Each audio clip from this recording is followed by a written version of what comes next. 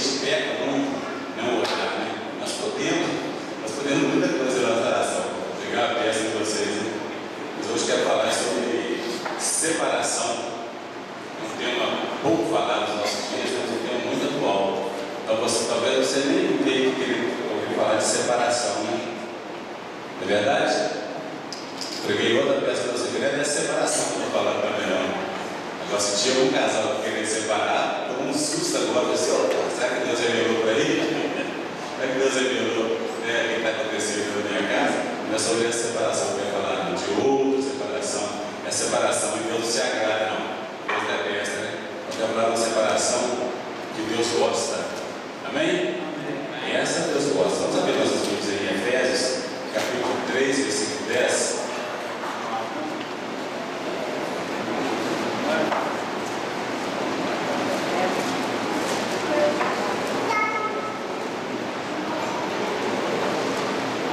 Efésios capítulo 3, versículo 10.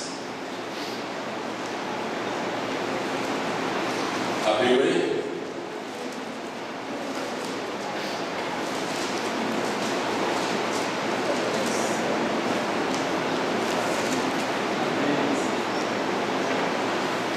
Esse aqui contém marcando Efésios 3, versículo 10. Abre também 2 Coríntios 6, 14.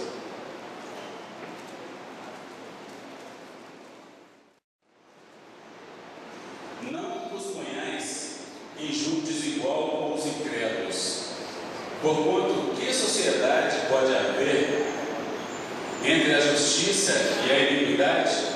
Ou que comunhão da luz com as trevas? Que harmonia entre Cristo e o maligno? Ou que união do crente com o incrédulo? Que ligação há entre o santuário de Deus e os ídolos? Porque nós somos o santuário de Deus vivente. Como ele próprio disse: habitarei e andarei entre eles, serei o seu Deus e eles serão o meu povo.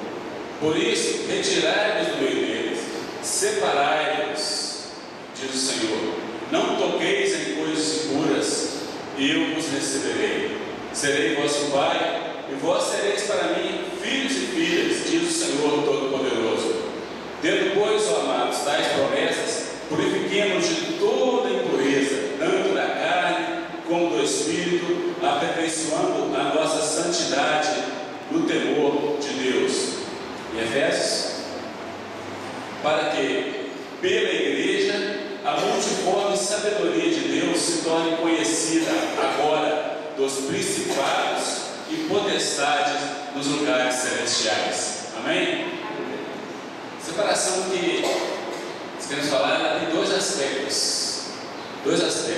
Tem a separação que é de tudo que é abominação à mente de Deus, tudo que é contrário à mente de Deus, o apóstolo nos advertir para deixarmos de lado. Esse é um aspecto, deixar tudo o que é abominação, tudo que é contrário àquilo que Deus quer. Ou seja, isso nos conduz para um caminho assim de alinhar a nossa mente com a mente de Deus. Porque o propósito de Deus é que a nossa mente esteja em harmonia, esteja em sintonia com a mente dele. Então, para isso é preciso de quê? Que tudo que é contrário à mente de Deus seja abandonado. É dessa separação que eu quero falar, essa separação que a Bíblia nos adverte que deve acontecer. E o outro aspecto também é ser separado para o próprio Deus. Porque foi Deus que nos separou para Ele também. Foi Deus que nos chamou e Ele tem nos capacitado para que a gente o sirva, né? Que o sirva em espírito e em verdade, como a gente está cantando, né? Para que a gente viva essa vida que Ele quer, que Ele tem proposto para cada um de nós. E é impossível Deus abençoar plenamente a vida do crente. É impossível Deus abençoar plenamente a vida do seu servo, né? Se a mente dele estiver contrária à mente do próprio Deus. Ou seja, se ele estiver contemporizando, né, com o mal. O que é contemporizar o mal? É trazer o mal, colocar uma máscara no mal, para que ele pareça como se não fosse mal. Né? Assim que acontece quando coloca uma máscara na pessoa, é para quê? Para não saber o que está atrás daquela máscara, para disfarçar alguma coisa que está oculta ali por detrás daquela máscara. Então o Senhor vai nos advertir para isso. Então, Ele jamais vai abençoar alguém plenamente, porque a mente de Deus Ele estende de elogios sobre cada um de nós. Mas se se a gente estiver contemporizado com o mal, ou se estiver sendo cúmplice com o próprio mal nas nossas vidas, o Senhor não vai nos abençoar plenamente, não vai abençoar o seu povo totalmente. Existem coisas na vida, nas nossas vidas, na vida de todos nós, e ninguém escapa disso, porque o homem e a mulher têm uma tendência para o mal muito grande.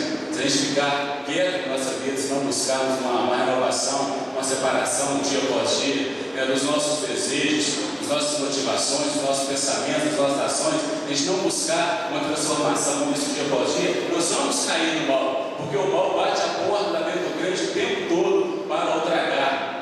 Mas nós lemos que nós somos separados para servir o nosso Deus. Somos separados para isso. Se nós somos separados, então essas coisas precisam deixar de dominar a mente do crente. O que precisa invadir a mente do crente são as coisas boas, as coisas que satisfazem. Quando eu digo separação do mal, não é separar do mal, das pessoas propriamente disso, que praticam o mal, ou da ação do mal sobre o mundo, mas é separar a mente. A mente, ela não pode se contaminar com os males que assolam a humanidade. A palavra diz: não nos conformeis com este mundo, mas transformai-vos pela renovação do vosso entendimento, a fim de que experimenteis qual seja o quê? A boa, agradável e perfeita vontade de Deus. É isso que o Senhor quer mostrar para o seu povo dia após dia. Nós lemos no texto aqui algo muito interessante sobre a igreja, como é importante a participação da igreja, como é forte. A igreja não é assim como algo qualquer que foi simplesmente plantado para estar, não. A igreja foi colocada para fazer uma diferença muito grande no meio da comunidade. Para isso foi vertido aquele sangue no Calvário. Para quê? Para que nós fôssemos realmente diferentes e fizéssemos tal diferença, para que o mal não assolasse nossas vidas. A Bíblia nos adverte para isso, nos adverte a separar as coisas que estão aí fora. Nosso primeiro versículo que nós lemos é falar a respeito de julgo. Não entreis em julgo desigual com eles. O que seria isso? Entrar em julgo desigual com eles? Às vezes nós entramos em determinadas situações das nossas vidas que nos complicam e nos impedem de receber a bênção permanente de Deus nas nossas vidas, nos impede de ser plenamente abençoado, igual nós temos tanto pedido a Deus. Por exemplo, tem um exemplo, um namoro, um rapaz ou uma moça que namora com alguém que não é crente. Quer um jogo pior que esse, jogo desigual que esse? Não tem nada a ver. Daqui a pouco eu vou chegar nesse não tem nada a ver, né? Vai ser, mas eu vou influenciar para trazer aquela pessoa para dentro da igreja, né? Mas a gente que trabalha com casais, é um problema muito sério a pessoa que namora com alguém que não é crente. Porque ela já está entrando no jogo desigual. Os pensamentos, eles não são os mesmos pensamentos. Os pensamentos são diferentes, são distintos. E o crente, quando ele namora, tem pouco jovem aqui, ele deveria ter mais por isso. Mas o crente, quando ele namora pensando em casar. Ele não namora só por namorar. Ele não namora só para ganhar alguém para Jesus. Ele namora porque ele está pensando em ter um cônjuge, está pensando no futuro, ele está com visão de futuro, levar uma vida a dois e ser plenamente abençoado pelo Senhor. Então, quando se namora com alguém que não é crente, o julgo é desigual. A gente vê casais passando, penando por causa disso. Quantas esposas do Senhor convergem no marido, traz o marido para a sua presença, e é uma luta isso aí, porque é um julgo desigual. Tem um outro exemplo de julgo desigual, é o crente andar na sociedade com não crente. Talvez você já tenha até passado por isso, né, na sua vida aí. Alguém que entra num negócio com que não é crente. Você vai trabalhar com uma pessoa que não é crente, você é sócio dessa pessoa. Os costumes dessas pessoas são totalmente diferentes do seu. E você é levado a fazer coisas que você não deveria fazer, que a consciência vai pesar e que você é obrigado muitas vezes a fazer, porque é seu sócio, você é conivente com aquilo. Então, este é um julgo desigual também. É um julgo desigual, porque a gente é tentado a pegar nessas coisas, a gente é tentado a fazer coisas que são ilícitas, coisas que não agradam a Deus, porque a gente está preocupado com o sustento da família, o próprio sustento, como se Deus não pudesse suprir em Cristo todas as nossas necessidades. Então nós agimos dessa forma. Então, quando a Bíblia nos fala em não se meter em julgo desigual, tem que tomar muito cuidado. Quem sabe o que é julgo aqui? Muita gente trabalhando na roça, né? Julgo é o quê? É aquela peça que liga os animais, tem dois animais trabalhando juntos, não é isso? Lá na roça, né? Para puxar um arado, para treinar as outras coisas, né? Então, colocam-se dois animais juntos, debaixo, né, de um mesmo jugo, para eles trabalharem em força unida. Então, a Bíblia fala assim: não entra em jugo desigual. Você já imaginou colocar uma mula e um boi debaixo do mesmo jugo? O que vai acontecer? Não vai dar certo. O boi, ele é lento. O boi, ele vai ali, no batidinho dele, ele vai devagarzinho. Agora a mula não. A mula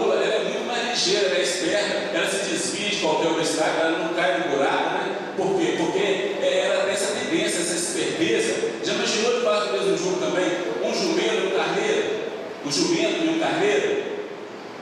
Já imaginou o que vai acontecer? Que é crente igual assim? Vai fazer só curva. Então não tem jeito. O cristão, a vida do cristão não dá para compactuar com as trevas, não dá para se meter debaixo do mesmo jugo, não dá para caminhar juntos. Não quero dizer com isso que as pessoas do mundo não prestam mais para nós, que tem que afastar delas e não serve mais, porque lá é o nosso campo de batalha. Agora, se meter debaixo do mesmo jugo, não funciona, gente. Não funciona esse tipo de coisa. Então, assim, eu preciso influenciar as outras pessoas. É um risco muito grande que a gente corre. É um risco muito grande. Porque essa doutrina aí da infiltração, ela é um perigo.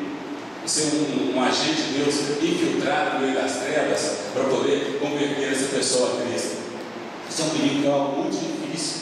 É algo muito difícil de acontecer. Se você olhar para trás, você vai ver que a coisa não funciona bem assim. Essa infiltração. Vou namorar com alguém que não é crente para trazer para Cristo. Eu vou trabalhar com alguém, né, que não é crente, ou me meter na sociedade que eu vou trazer para Cristo. Se você olhar para trás, né, talvez na sua vida, você vai ter exemplo que você não conseguiu fazer dessa maneira, porque é muito complicado, é muito difícil, porque o mundo ele jaz nas trevas. Então a gente tem que ter muito cuidado com esse tipo de coisa, com esse tipo de jugo que a gente se mete com as pessoas. Você vai sofrer as consequências. Depois, quando voltar, é tão difícil.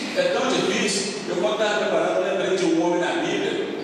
Você vai lembrar, você conhece bem a história dele também, a história de Ló.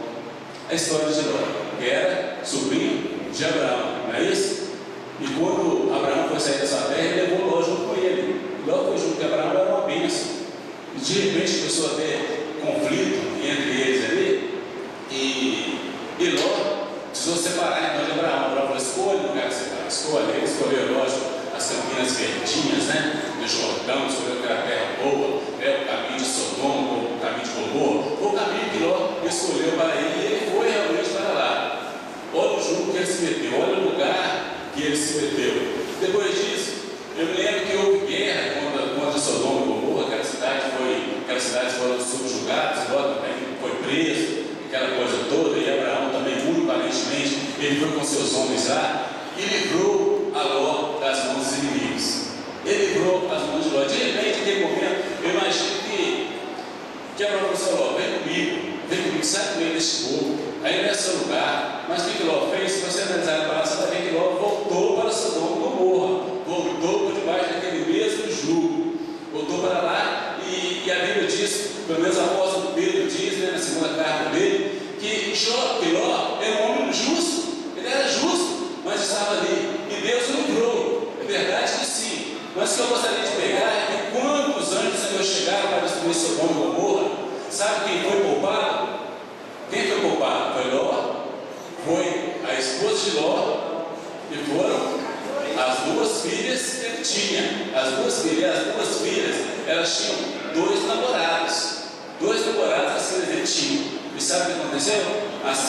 Os genros de Ló, eles não foram com ele, só saíram os quatro. Nem o namorado das filhas que estava ali, romance, para casar, aquela coisa toda, né? Nem esse saiu de Sodoma e Gomorra.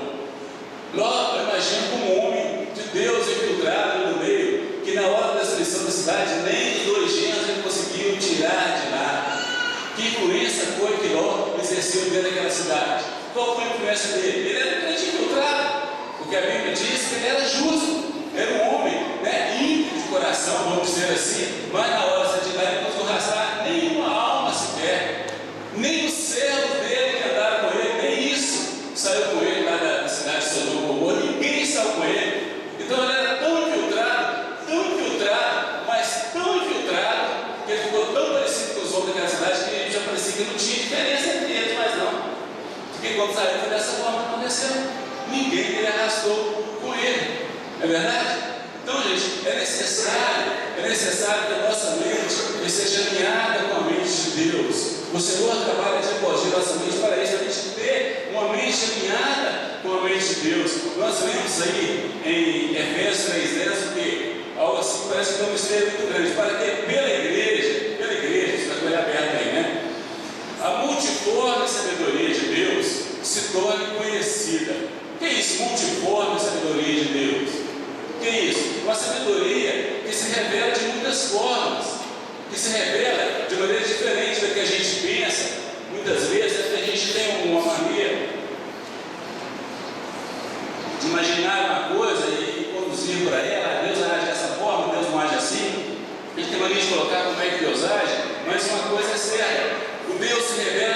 muitas formas.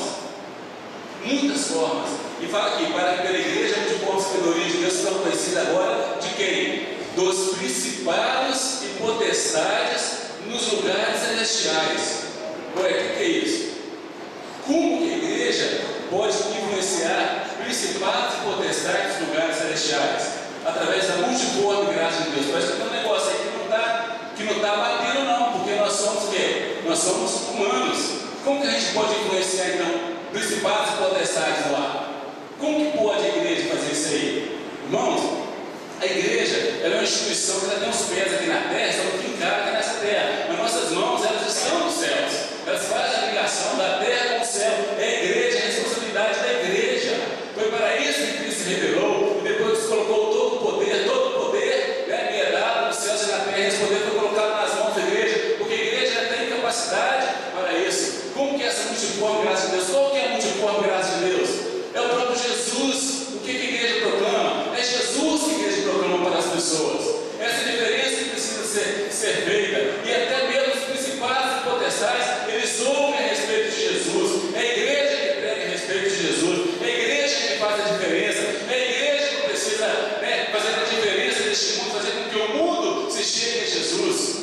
Não dá para levar uma vida paralela com as coisas do mundo. Não dá para levar uma vida, né, deixando o mal chegar para dentro de nossas casas. Não dá para deixar o mal chegar nas nossas vidas. Não dá para deixar o mal chegar na nossa igreja. A igreja precisa pelejar contra isso o tempo todo pelejar para que o mal não chegue, para que o mal não assole. Porque se ficarmos parados, o mal vai chegar, vai tomar conta, vai fazer morada, e depois para sair dessa situação vai ser muito complicado. E isso nos impede de receber a bênção plena de Deus nas nossas vidas, porque o Senhor tem nos chamado para ser abençoados, para sermos abundantes na nossa vida, abundantes das obras do Espírito Santo, abundante das coisas que vem do alto. Para isso que o Senhor tem chamado o seu povo. Isso não é só para o nosso próprio bem-estar, não é só para o nosso bem-estar, se bem que isso contribui para o nosso bem-estar, mas nós somos chamados para influenciar as pessoas lá fora. Por isso que nos adverte a palavra: não entrem junto desigual com o mundo, não entrem junto desigual com o mundo. Em Apocalipse, lá no capítulo 18, parece capítulo 18, versículo 4, fala assim: sai do meio da Babilônia, sai do lugar em que você está plantado, sai deste lugar, para que quando vier o jugo sobre a Babilônia, você não seja pego de surpresa e venha sofrer as mesmas pragas, as mesmas destruições que eu tive sobre a Babilônia. Também nos adverte aqui a sair do meio, a nos arrancar. Então, por isso que eu disse no começo: separação é uma coisa que tem sido muito pouco falada nos nossos dias, mas é algo muito atual. Se a gente não se separar das coisas do mundo, não se separar, o mal vai tomar conta das nossas vidas, e quando a gente der por pé, a coisa já ficou tão ruim que vai ser difícil de voltar atrás. Vai ser muito complicado. Tem muita gente correndo, tentando voltar atrás e não consegue. É uma luta, é uma destruição, é uma desordem. Desculpe a palavra, é uma desgraça nas famílias e na vida das pessoas, essa questão de entrar em jogo desigual com o mundo. A palavra nos adverte para isso. Nós somos a igreja de Deus. Nós temos que fazer essa diferença.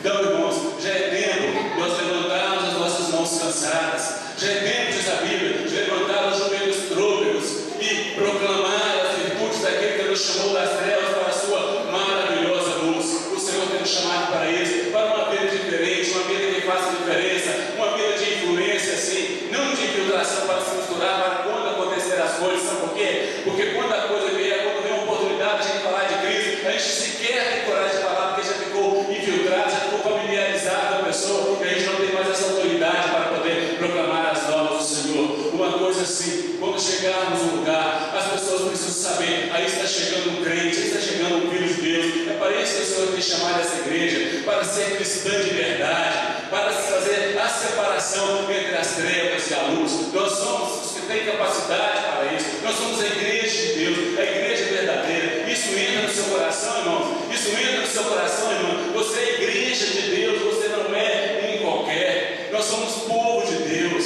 nós somos uma nação santa, nós somos um povo escolhido de Deus, não um povinho qualquer. Quando te disserem que você não é povo, você sabe que você é povo sim. Ainda que o inimigo venha com suas artimanhas tentar te desvirtuar, tentar te desviar dessa verdade, mas ainda assim você continua sendo o povo escolhido de Deus.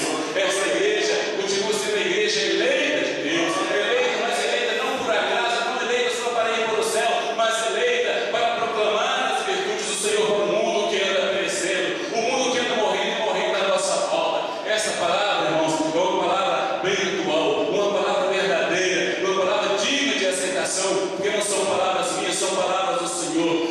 somos chamados para essa coisa. É para isso que Deus chamou, é para isso que Deus levantou a igreja metodista, e talvez uma outra igreja que é representada. É para isso que Deus levantou o seu povo.